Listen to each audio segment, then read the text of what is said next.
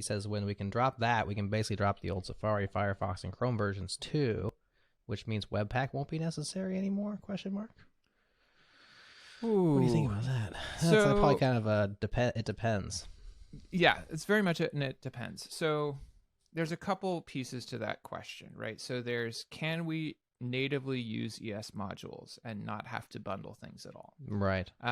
And actually, generally from what I've gathered, folks are still kind of recommending bundling for maximum performance in a lot of situations, even if behind the scenes you're loading, for example, your sub bundles with ES modules. Having everything split out entirely, I think is not still the sort of happy path there.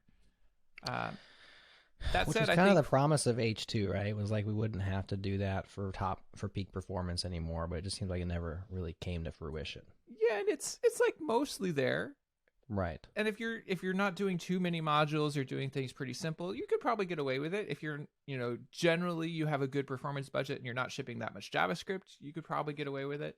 But I suspect people are still going to want to be bundling for peak performance in production for quite a while.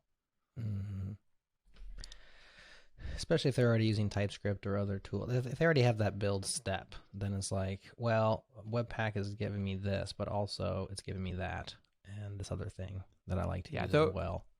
The other thing you can do, and something that we shifted to, is use Vite, which in development uses straight ES modules and is way faster. Like the dynamic update and all of that is so much faster than with Webpack.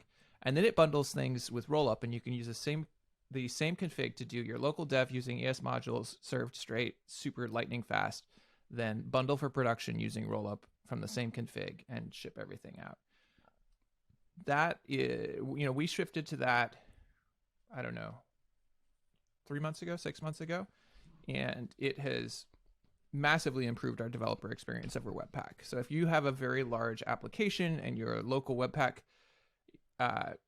recompile times and things like that are annoying and painful, definitely look at migrating to Vite. It was not a drop-in migration for us. Now, we had a pretty custom config. If you're using a Webpack config pretty much directly from like Create React App or something like that, there's probably an easy migration script. But if you have a pretty custom Webpack config, then yeah, you may have to do some work. But it's been a massive developer experience improvement to shift to Vite. And yes, Vite, pronounced Vite, it's from French. It, I believe, means fast, and Correct, it is. Yeah. Yes, Vite rhymes with sweet is my way of remembering it. Nick Neesey says Vite rhymes with feet. I'm like, that's just gross, dude. Why not go sweet? Why you gotta go to the feet immediately?